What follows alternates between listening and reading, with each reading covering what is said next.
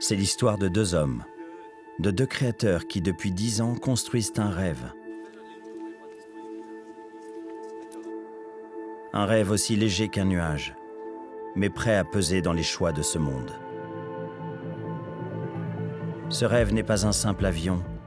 Pourtant, sa raison d'être est de voler. Inlassablement, il vole. Sa source d'énergie est inépuisable. Il ne consomme que la lumière du soleil. Il ne pollue pas plus qu'un oiseau. Il existe pour prouver que les nouvelles technologies peuvent changer le monde. Alors il doit voler, coûte que coûte. Ceci n'est pas un simple avion. C'est un messager.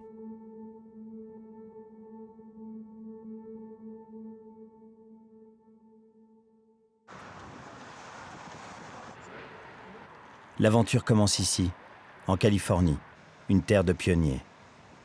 L'objectif ? Survoler les États-Unis du Pacifique à l'Atlantique avec la seule énergie du soleil. Le départ est prévu dans 1 mois. Mais pour Bertrand Piccard et André Borschberg, l'épreuve de force a déjà commencé. Nous ne sommes pas d'accord avec toi. C'est un problème. C'est un très gros problème, Bertrand. Tu dois pouvoir emprunter le circuit vert. Tu dois être capable de le faire.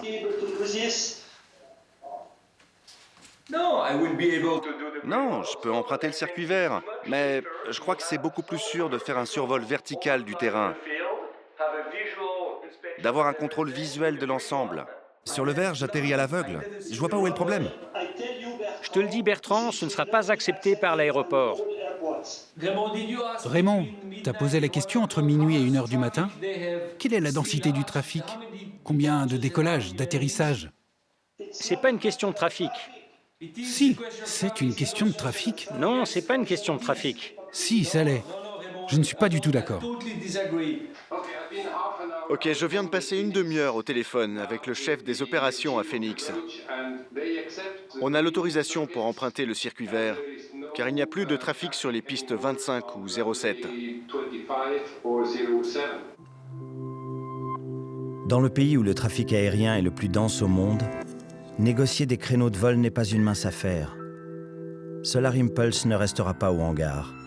Les 30 personnes de l'équipe peuvent démarrer les répétitions. Pour faire voler cet avion, on a besoin d'une très grande équipe. Un pilote, bien sûr, mais aussi des gens au sol pour sortir l'avion du hangar, le placer sur la piste, le positionner pour le décollage et bien sûr, le récupérer quand il atterrit.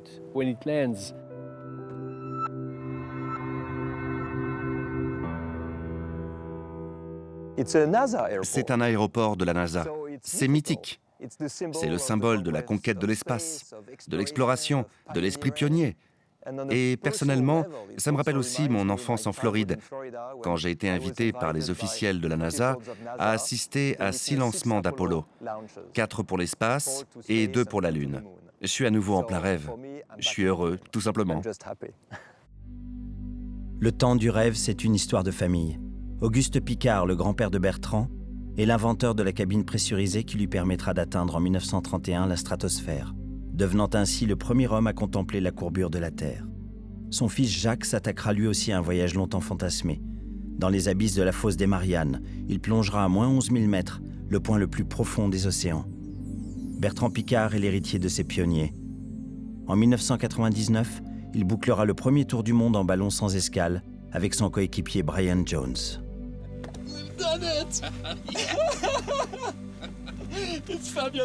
Mais son grand projet, c'est en 2002 qu'il le présente pour la première fois. Sa rencontre avec André Borschberg, pilote et entrepreneur suisse, est déterminante. Sous sa direction, des dizaines d'ingénieurs en aéronautique vont résoudre une équation impossible. Créer le premier avion solaire de l'histoire, capable de voler de jour comme de nuit. Ensemble, ils vont repousser les technologies existantes dans leurs ultimes retranchements. Et le 3 décembre 2009, un avion aux ailes démesurées s'élance sur le tarmac. Pour la première fois, Solar Impulse quitte la terre ferme. Un an plus tard, il parvient à voler 24 heures durant. Un succès qui permet d'envisager des voyages en dehors des frontières. Vers l'Europe d'abord, puis bientôt un vol transméditerranéen qui pousse Solar Impulse jusqu'au Maroc. Bonjour le Maroc! Avant le tour du monde complet, c'est vrai qu'un vol intercontinental s'imposait, c'était le vol sur l'Afrique du Nord, depuis l'Europe, et puis évidemment la traversée des États-Unis ouest-est, le coast to coast, qui est un vol mythique et qu'il fallait absolument essayer de refaire avec l'énergie solaire. La traversée des États-Unis est l'occasion inespérée de capter l'attention des plus grands décideurs, de porter le message au cœur du pouvoir. 5600 km vont devoir être franchis en seulement 5 étapes. Mais le premier défi, c'est déjà de transporter l'engin sur le sol américain.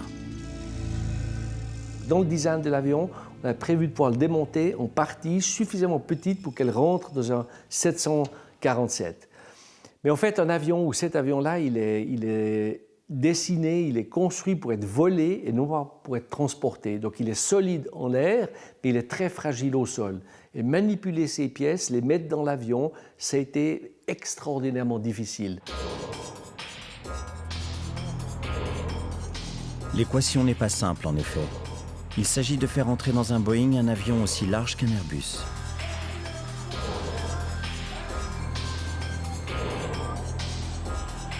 C'est donc en pièces détachées que Solar Impulse vole pour la toute première fois au-dessus du sol américain. À l'arrivée, toute l'équipe doit s'atteler à reconstituer l'appareil, qui dévoile alors toute la complexité de sa structure. La partie supérieure des ailes ressemble à une immense côte de mailles, une armure taillée pour le soleil. 12 000 cellules photovoltaïques en recouvrent la surface pour assurer l'énergie nécessaire au vol. Ce sont elles qui ont fixé la taille de l'avion, 64 mètres d'un bout à l'autre. 4 moteurs de 10 chevaux chacun ont été choisis pour la propulsion. Alimentés alternativement par le générateur solaire ou les batteries, ils représentent en cumulé la puissance d'un scooter. Mais c'est surtout la légèreté exceptionnelle de la structure qui rend Solar Impulse si performant. 1600 kg seulement, le poids d'une voiture.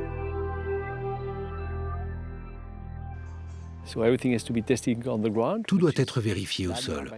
Ce sera fait dès la fin du mois de mars. Et bien sûr, l'avion doit aussi être testé en vol pour s'assurer que tout fonctionne bien, qu'il n'y a pas de défaut dans la structure, de mauvais comportements. C'est important de faire ces essais avant de se lancer dans une mission de longue durée, parce que les vols que nous allons faire peuvent durer jusqu'à 24 heures, de jour et bien sûr en partie de nuit. Avant même d'entamer son périple américain, l'avion attire déjà les foules. Volet essentiel de la mission, il s'agit pour Bertrand et André de convaincre le plus grand nombre que Solar Impulse fera bouger les lignes en termes de politique énergétique mondiale. C'est une vraie chance pour la future génération de voir comment les nouvelles sources d'énergie peuvent être utilisées pour remplacer les énergies fossiles. C'est vraiment génial parce que c'est le début d'une révolution. Allons voir l'avion de plus près. Qu'il s'agisse d'enfants ou d'entrepreneurs stars, le discours est le même. Et la fascination intacte.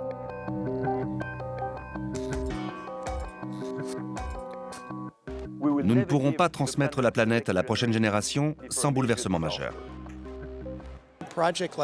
Ce projet nous montre à quel point on peut repousser les limites. S'il est possible de faire voler un avion à travers l'Amérique, puis autour du monde, exclusivement à l'aide de l'énergie solaire, le message sera largement entendu par les membres du Congrès et les représentants de la Maison-Blanche, car cela prouve que ces technologies existent. Elles peuvent vraiment faire la différence d'un point de vue environnemental, économique et au niveau de la sécurité.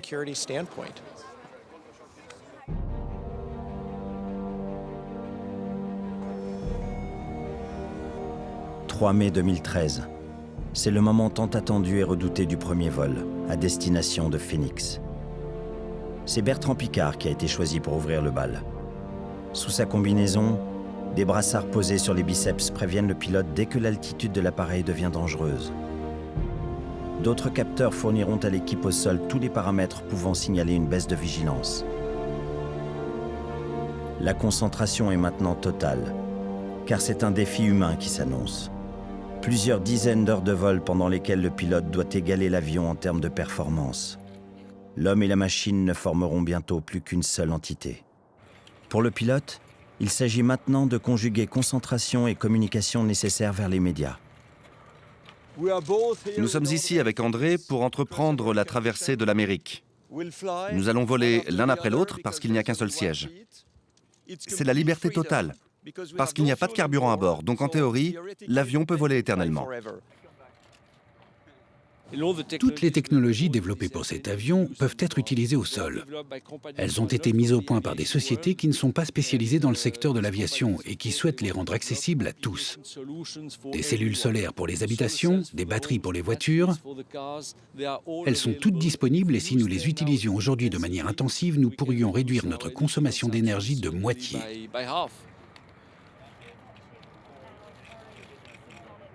Le décollage est imminent et les dernières vérifications peuvent commencer.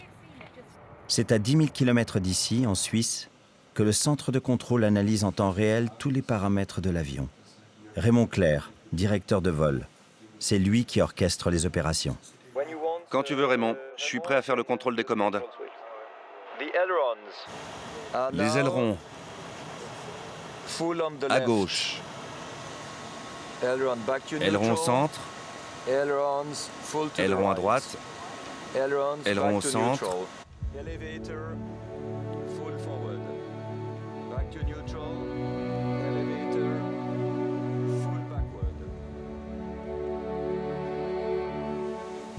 Commence à être prêt.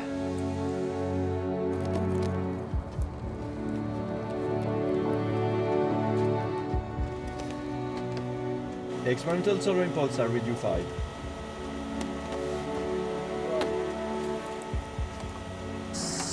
Solar Impulse autorisé au décollage. Un grand merci à tous.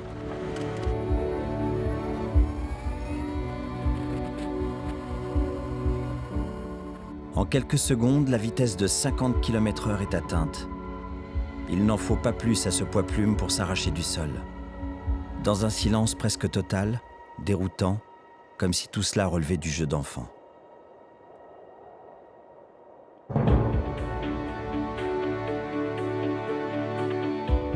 L'ascension est lente, 40 mètres par minute. Mais elle est suffisante pour venir profiter des premiers rayons du soleil. Les 4 accumulateurs peuvent maintenant être activés pour stocker une partie de cette manne solaire. Disjoncteur enclenché.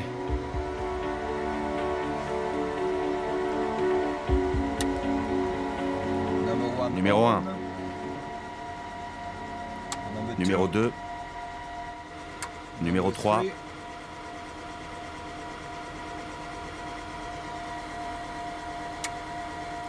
Numéro 4.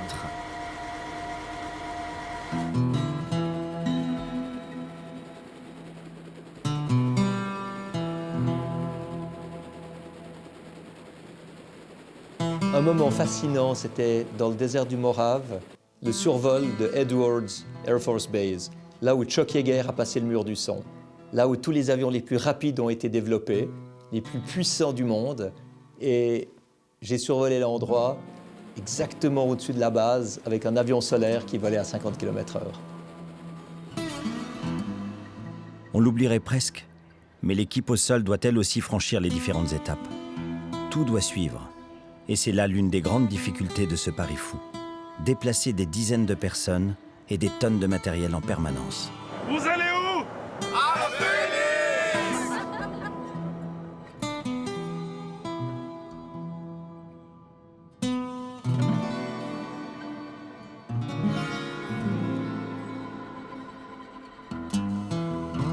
Pendant ces vols, le pilote doit aussi s'adapter à un nouveau confort. Économie de poids oblige, la cabine du cockpit n'est pas pressurisée. Et à plus de 8000 mètres d'altitude, l'apport d'oxygène devient donc obligatoire. Dans le même temps, la température aussi a sérieusement chuté. Il fait moins 20 degrés dans la cabine. Et le pilote n'a que sa combinaison pour se réchauffer.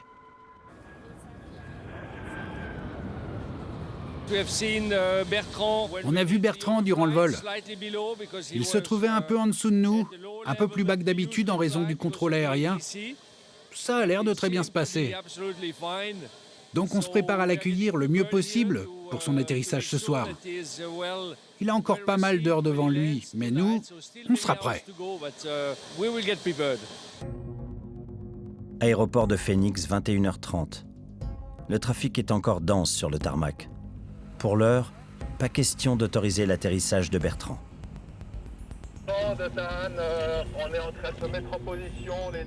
À 1h du matin, les dernières patrouilles s'assurent que les pistes, comme le ciel, sont maintenant désertes.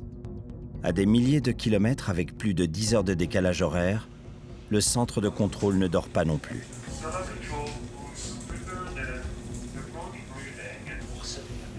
Bertrand, pour information, l'altitude pour te mettre face à la piste sera de 2000 pieds. Après avoir fait des dizaines de cercles dans le ciel pour attendre son tour, Bertrand peut enfin entamer sa descente sur Phoenix.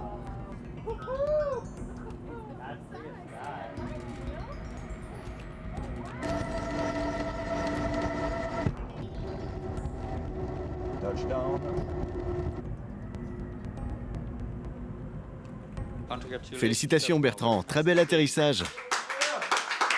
Merci, je suis content d'être à Phoenix, les gars, génial. Est-ce qu'il fait aussi chaud dehors que dedans? Non, il fait bon, il fait bon. Ciao. Welcome. Good morning, Arizona.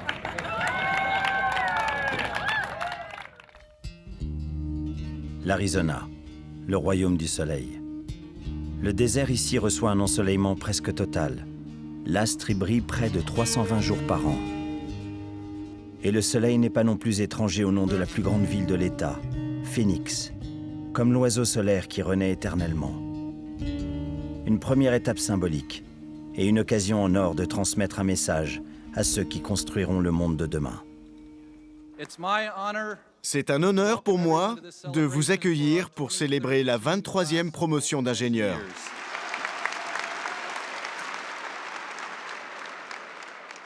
C'est le moment d'accueillir un couple d'invités très spéciaux. Le premier est médecin, psychiatre et aéronaute, et il a accompli le premier tour du monde en ballon sans escale. Le second est ingénieur, pilote de chasse et pilote d'avion et d'hélicoptère. Oui, c'est impressionnant. Mais ce qui est encore plus intéressant, c'est qu'ensemble, ils souhaitent encourager la prochaine génération de pionniers et d'inventeurs et montrer au monde ce que peuvent apporter les technologies de l'innovation. Merci d'accueillir André Borschberg et Bertrand Piccard.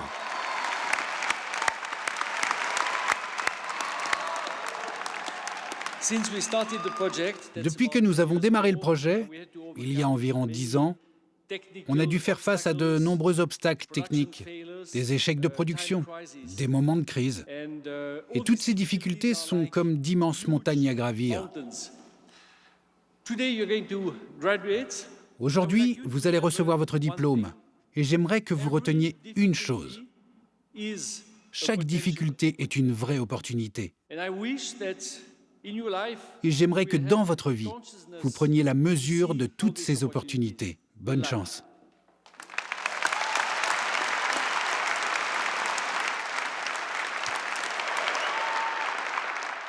Si vous voulez vraiment réussir, et encore mieux, si vous voulez vraiment être utile aux autres, vous aurez besoin d'aller au-delà de vos connaissances. Vous devrez privilégier l'exploration, l'innovation et l'esprit pionnier. Aujourd'hui, plus que jamais, le monde a besoin de pionniers. Le monde a de nombreux défis à relever. Comme vous le voyez, c'est le bon moment dans l'histoire de l'humanité pour inventer un meilleur avenir avec de nouvelles solutions. Si vous êtes des pionniers et des aventuriers, l'avenir sera un succès. Bonne chance à tous.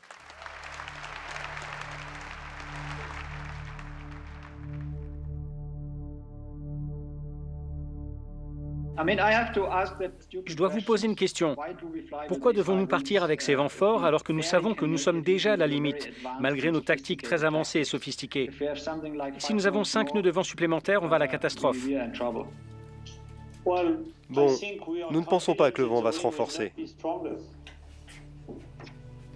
Marcus, il faut que tu saches aussi qu'André s'est déjà entraîné plusieurs fois avec Raymond dans ce genre de configuration au cours du vol de simulation fin décembre. Le simulateur de vol, c'est une chose. Le faire pour de vrai, c'en est une autre. Il n'y a aucune échappatoire. En plus, il y aura beaucoup de turbulences. Honnêtement, ça ne me paraît pas être un bon jour pour partir.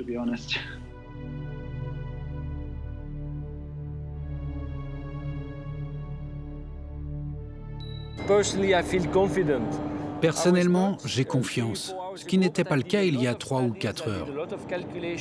Mais j'ai beaucoup étudié la situation.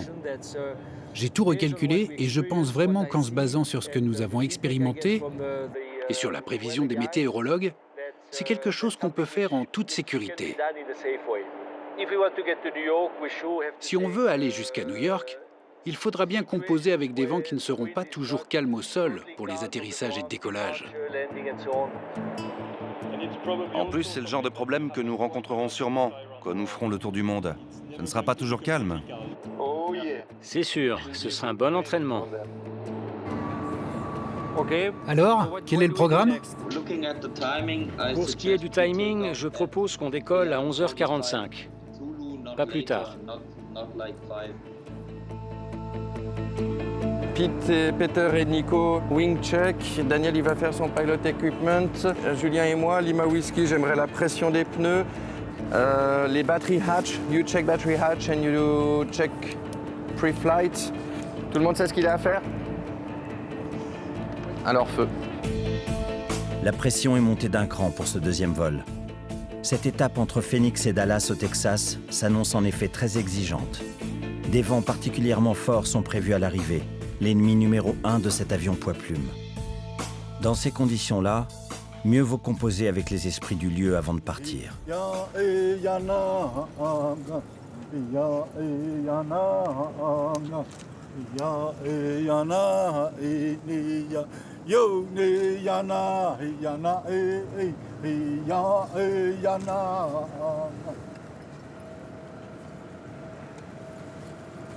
Phoenix, en Arizona, est un lieu très important dans l'histoire des Amérindiens.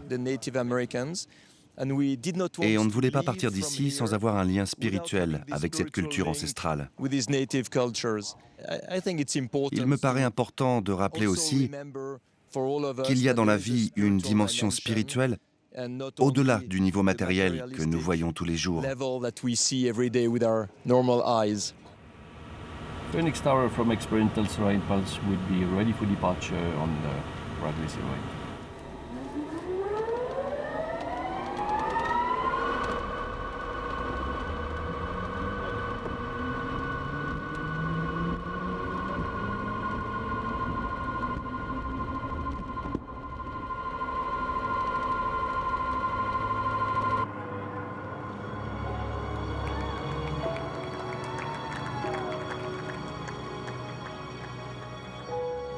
À cet instant précis, la peur n'a pas sa place dans le cockpit.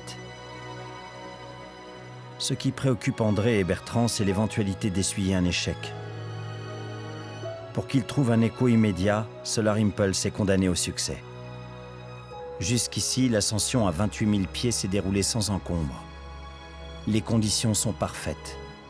Et André ne boude pas son plaisir.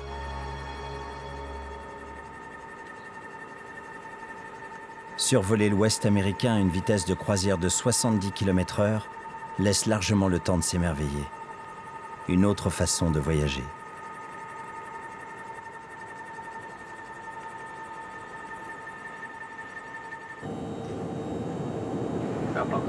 Regardez de l'autre côté, nous le contournons.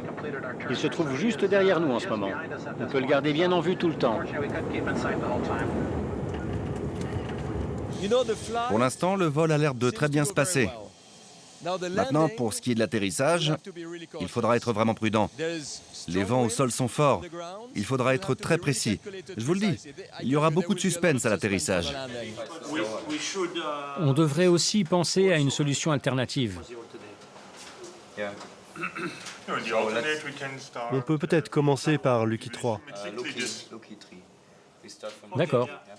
Lucky 3, c'est le point le plus au nord-est que nous ayons. Nous nous sommes basés sur l'heure de décollage. Maintenant, il faut voir si on la garde ou si on s'adapte. Et c'est bien d'avoir de la réserve. Et à Dallas, il y avait une question qui était celle d'un vent au-dessus de l'aéroport qui était de la même vitesse que la vitesse maximale de l'avion. Ça ne permettait donc pas de voler une approche normale. Ça forçait finalement à amener l'avion simplement face au vent, sur la piste, de manière latérale, presque comme une glissade qu'on fait avec un hélicoptère, donc quelque chose qu'on n'avait jamais fait avec aucun avion et certainement pas avec cet avion-là.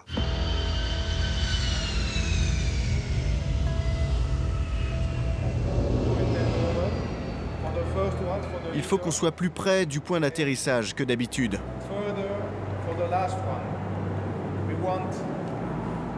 Il faut qu'on ait plus de monde sur la piste. Parce qu'André s'attend à avoir du vent à l'atterrissage.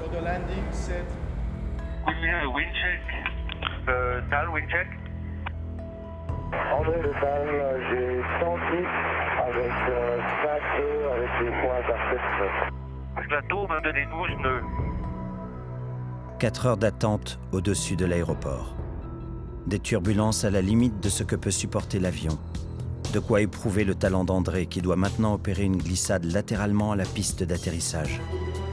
Une véritable prouesse. Je sais que c'est dur pour André en ce moment, mais il se débrouille vraiment très bien, même si ce n'est pas du tout évident. Ça se présente bien, André, qu'en penses-tu? Tout va bien. I will do a late docking down if I forget. Tu me dis encore, hein, parce que la puissance jusqu'au bout.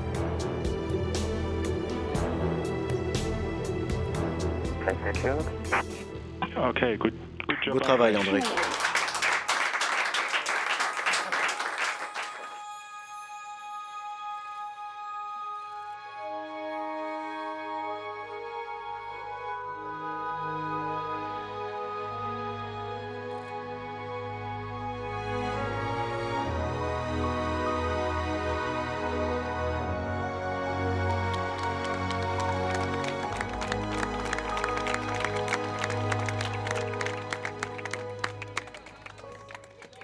Je suis très heureux. Ça n'a pas été une partie de plaisir, donc on mérite vraiment d'être là.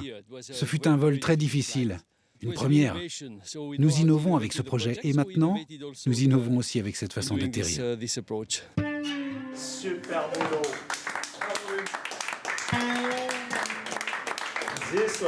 Oh, quel vol! Vous avez vu la dérive? Je suis désolé.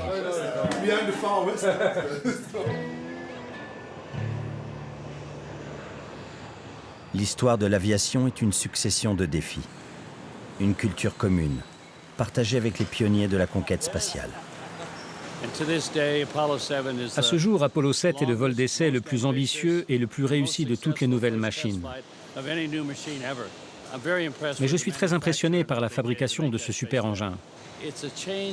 C'est un changement de culture qui arrive de temps en temps et je ne sais pas si ce sera le cas, mais pour moi, cet avion en fait partie. Solar Impulse va impressionner les jeunes tout autour du monde et devrait les inciter à faire de grandes choses, à essayer de développer des projets encore plus ambitieux. Ma seule déception, c'est de ne pas être entré dans le cockpit.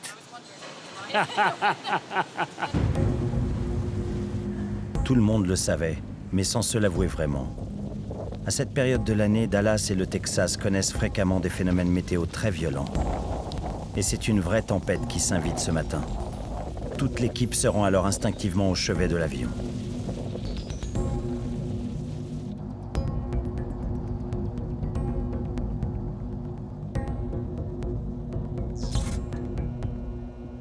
Le hangar a subi des dommages mineurs, mais l'inondation, elle, n'est pas loin.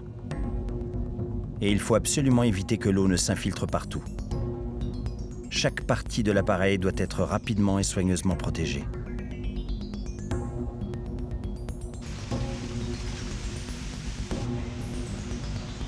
Mais ce n'est pas cette tempête-là qui va assombrir le moral des troupes. On a bien étudié la météo à Saint-Louis. On est en train de se préparer.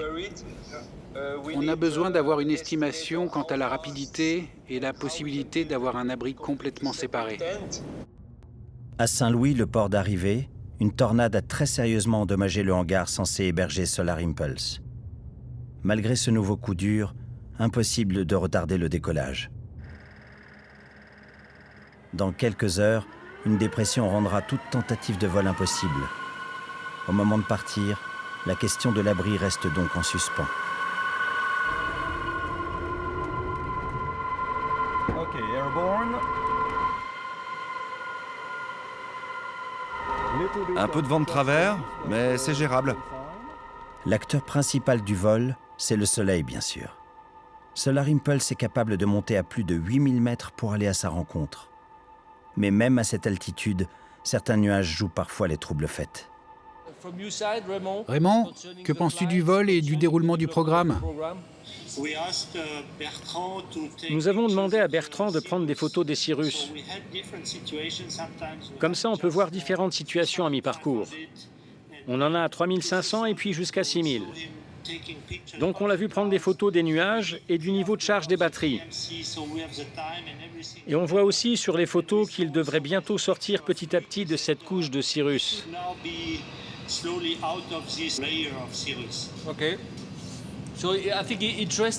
Je crois qu'il est intéressant de communiquer là-dessus.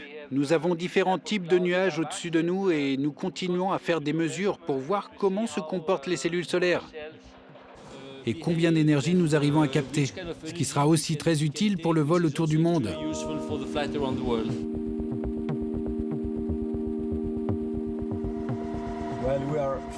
Nous sommes finalement en route pour Saint-Louis. Ce n'était pas facile de trouver la fenêtre météo. Celle-ci est très courte. Il y a eu encore des orages pendant le week-end.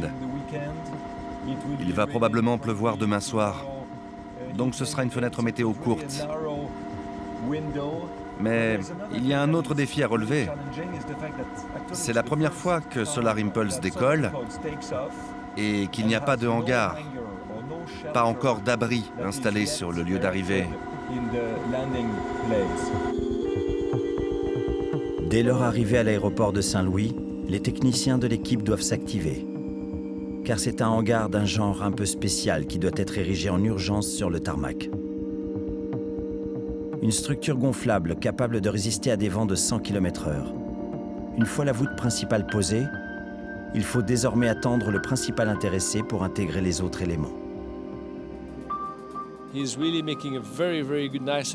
Il fait vraiment une très belle approche.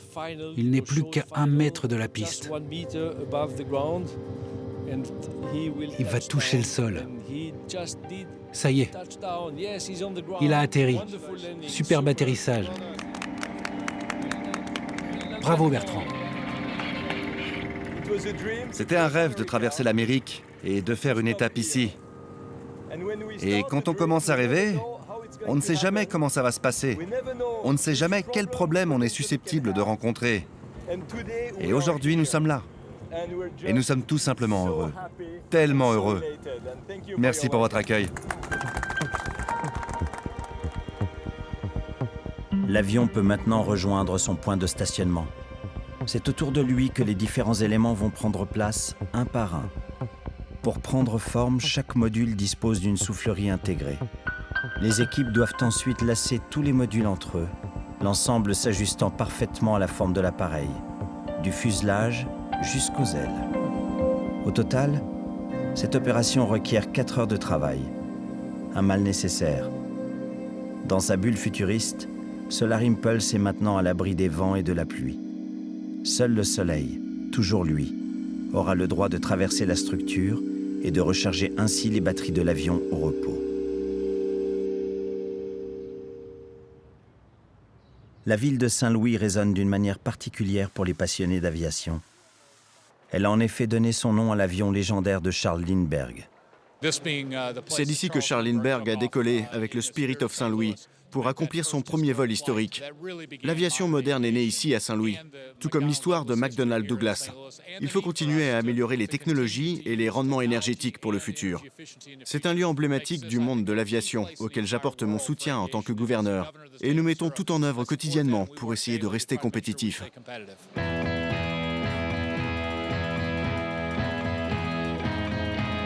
Cette étape à Saint-Louis est aussi l'occasion d'oublier, temporairement bien sûr, tous les problèmes déjà surmontés et les obstacles à venir. Un match de baseball est l'occasion de se détendre et de renforcer le côté camaraderie de toute épopée collective qui se respecte.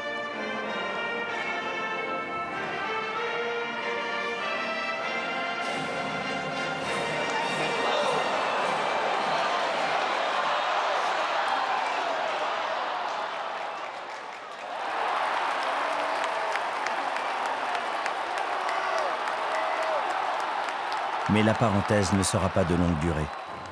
Il faut vite repartir et penser déjà à cette 4e étape, l'avant-dernière de la traversée. C'est une toute nouvelle stratégie. On y a réfléchi à de nombreuses reprises. On appelle ça un relais, une étape qu'on fait en 2 jours. On ne pourrait pas la faire avec un seul pilote. L'avion pourrait voler durant 2 jours sans problème, mais on n'a aucun moyen de se reposer, donc on change de pilote. C'est l'objectif de ces relais. Je fais la première partie, Bertrand la deuxième. L'avion reste à l'extérieur. Tous les tests sont faits de nuit et très tôt le matin, Bertrand décollera à nouveau avec l'objectif d'arriver à Washington samedi soir.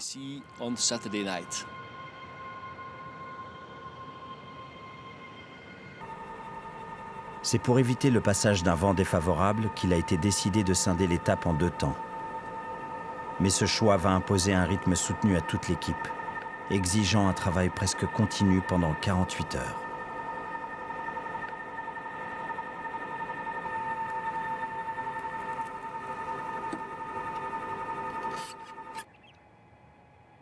C'est la première fois au cours de la traversée des États-Unis qu'on atterrit de jour, parce qu'ici c'est calme et l'aéroport ferme à 20 h et non à 1 h du matin.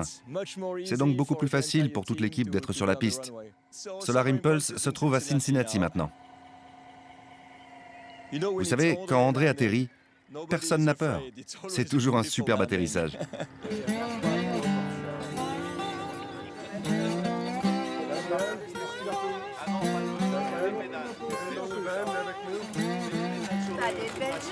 Tu vois, hein?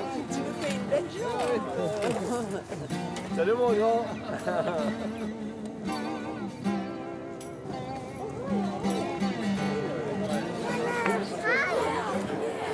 Tu penses qu'Harry Potter pourrait construire un avion ne volant qu'à l'énergie solaire? Sûrement.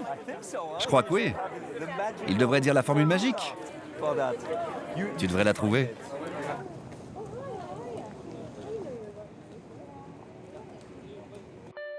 La météo n'en finit pas de jouer des tours. Cette fois-ci, la proximité de la rivière et le changement de température forment un épais brouillard à l'heure prévue du départ.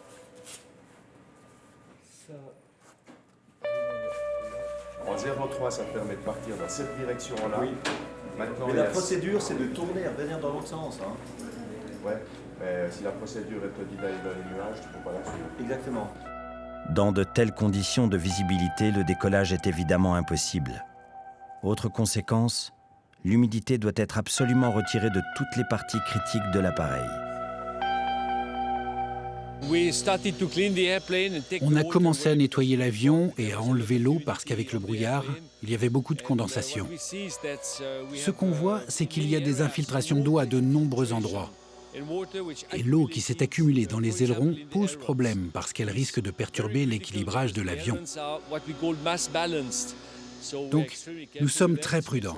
Je crois que nous allons y arriver, mais c'est très tendu actuellement au sein de l'équipe. Et nous restons extrêmement concentrés sur ce problème. Cette longue opération ne prend fin qu'au moment où le soleil daigne enfin réchauffer l'atmosphère. Mais chaque retard suscite irrémédiablement un regain de tension dans l'équipe.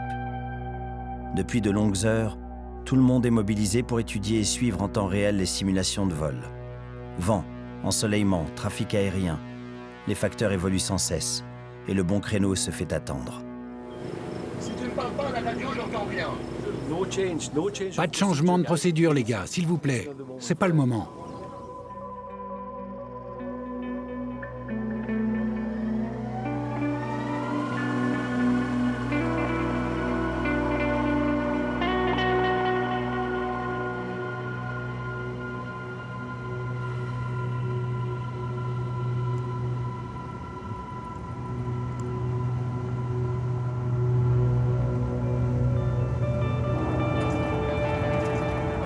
J'espère.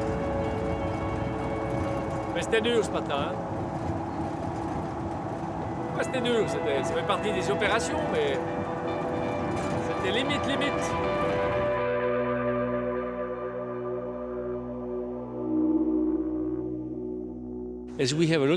Comme il y a beaucoup de monde sur la piste, et notamment des membres de l'équipe, les autorités doivent la fermer pour permettre à tout le monde d'être présent ici. Et comme la piste est fermée, ils ne peuvent plus donner d'autorisation d'atterrir à un avion. C'est ce qu'ils nous disent. La piste est fermée. Et si vous voulez atterrir, c'est à vos risques et périls. Runway 13 left closed. Unable to issue landing clearance. Landing left will be at your own risk.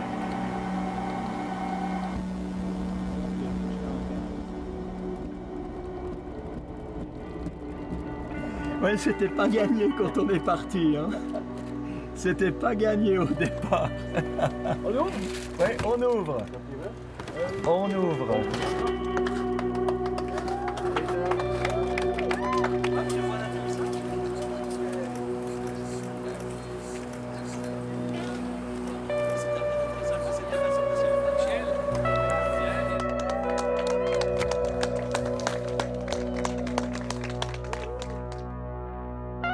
Washington, le cœur du pouvoir se rapproche maintenant, là où les décisions se prennent, là où leur message doit laisser une trace. Cette merveille d'ingénierie aborde 4 domaines vraiment cruciaux pour le département de l'énergie. Le premier, c'est le solaire, bien évidemment. Le deuxième, c'est la capacité de stockage de l'énergie. Le troisième, c'est le rendement énergétique et les systèmes d'intégration. Et le quatrième, ce sont les matériaux de pointe. Le message que j'aimerais transmettre, c'est que dans 10 ans, nous verrons que le fruit de toutes ces technologies va transformer le monde.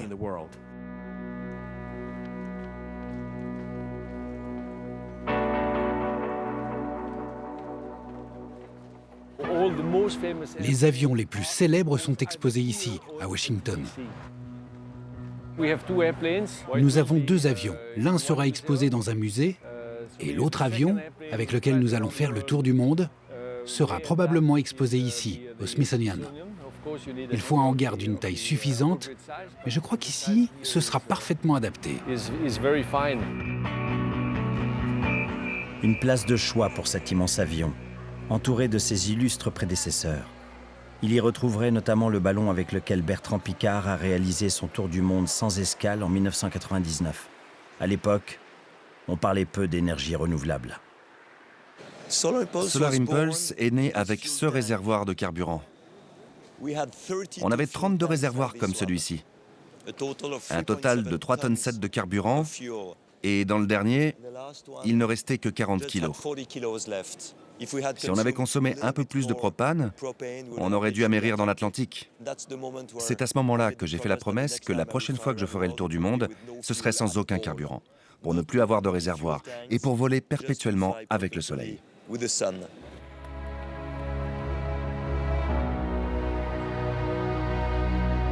En attendant ce tour du monde, Solar Impulse est sur le point d'écrire les dernières lignes de son histoire sur le continent américain. Ça va être génial. J'ai 14 heures d'attente, mais je suis sûr que ça va passer en 3 minutes parce que je me réjouis tellement de faire la suite, ça va être absolument génial. Donc je croise les doigts. Tout marche bien.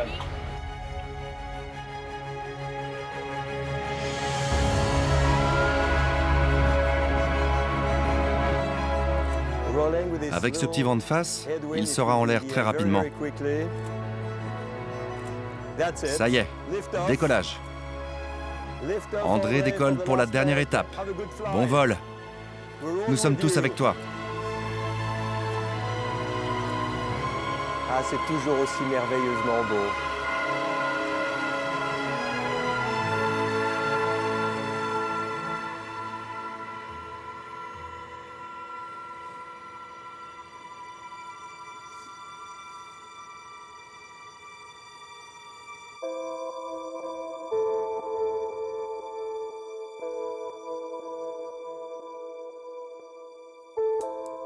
Ce vol vers New York, cette ultime étape, est aussi le chapitre le plus symbolique de toute cette aventure.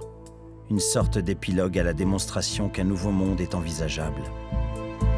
Solar Impulse va imprimer, pour une dernière fois sur le ciel américain, sa signature unique, plus efficace que n'importe quel discours. Mais un incident totalement imprévisible va brusquement figer l'instant.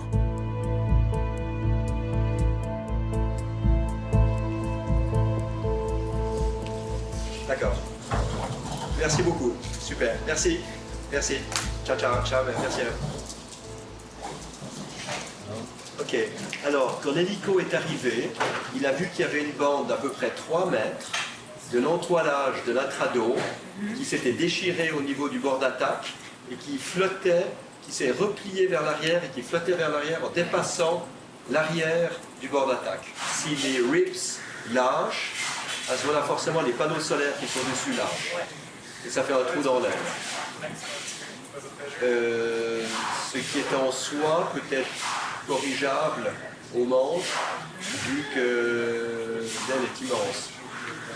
Mais ça ne permet pas de turbulence. Donc ce qu'ils envisagent pour l'instant, c'est si on arrive à ne pas avoir de turbulence, c'est de poser à JFK en urgence le plus vite possible dès que la météo le permet. Donc l'éjection est envisagée, les Coast Guard ont été avisés et André a préparé le cockpit. Ok. L'hélicoptère a fait des photos qui ont été envoyées très rapidement au centre de contrôle et après quelques minutes, je les ai eues moi sur mon écran dans l'avion. Le message que j'ai reçu, c'est que les ingénieurs étaient étonnés que l'avion ne se soit pas encore désintégré. Alors c'est vrai que là, le choc, il a été beaucoup plus violent et je me suis dit, tiens, on est dans une situation sérieuse. Et la chose auquel j'ai pensé tout de suite, c'était d'être sûr que l'avion n'était pas au-dessus d'une zone de population habitée, puisqu'on était proche de la côte. Et la deuxième chose, c'était de me préparer à sauter. J'ai passé au travers de toute la séquence de saut, comment est-ce qu'il fallait que je sorte du cockpit, comment est-ce qu'il fallait que je tombe dans l'air, comment est-ce qu'il fallait que j'ouvre le parachute, comment est-ce qu'il fallait que j'arrive dans l'eau. Et j'ai réalisé finalement que c'est quelque chose que je saurais faire. Donc étonnamment, je me suis dit, si ça se passe, profites-en. Donc j'ai pris ça finalement du bon côté. Et on a l'impression de maîtriser finalement ce moment difficile. Ça m'a énormément calmé. Et puis finalement, j'ai eu un vol tout à fait normal, très concentré, mais tout à fait normal au point de vue émotion jusqu'à l'atterrissage. Pour la première fois, tout le monde est conscient que l'avion aurait pu être contraint à un atterrissage d'urgence, voire même à s'abîmer en mer. Un incident qui aurait remis en question tout ce qui avait été entrepris jusqu'alors et qui aurait rendu inaudible le message d'espoir que Solar Impulse souhaite livrer au monde. Il y a une belle étendue d'eau à l'intérieur des terres. Et au-dessus de cette zone, pas de cumulus. C'est exactement ce qu'on voulait. On va se positionner de telle sorte qu'il n'y ait pas de turbulence pour être en sécurité. Ok.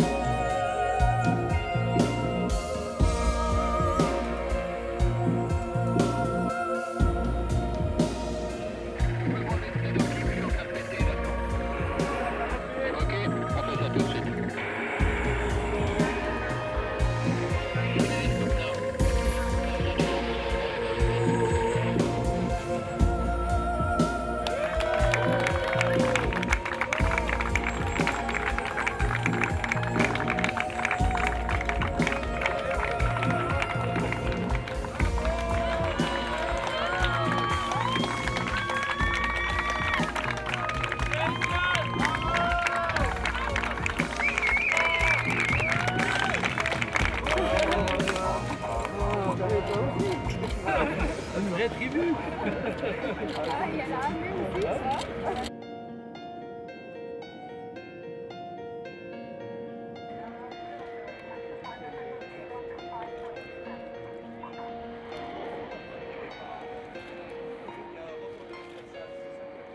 Pour moi, le point le plus important de la traversée des États-Unis, c'était pas l'atterrissage de la dernière étape, c'était les 2 séances qu'on a eues à l'ONU.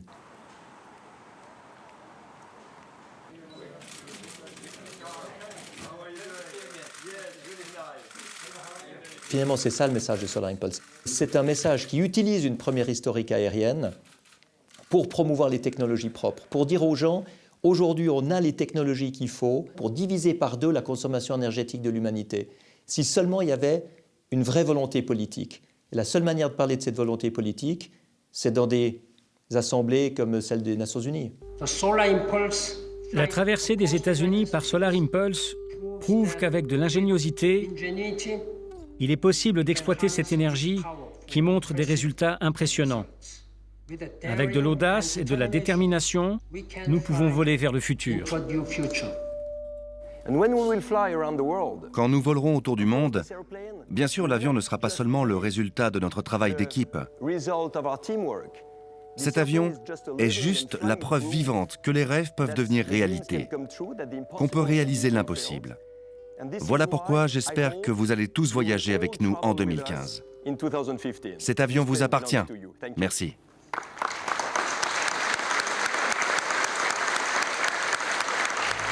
Bertrand Piccard et André Borschberg auront réussi le pari fou de survoler tout le continent américain avec pour unique carburant le soleil et leur volonté. Mais surtout, leur message est parvenu à retentir au cœur même du système, là où se dessine le monde de demain. On dit que les grandes idées doivent un jour faire le tour du monde. C'est à ce prochain défi que l'équipe de Solar Impulse travaille d'ores et déjà. Un tour du monde en avion sans aucune pollution. Un rendez-vous avec le futur.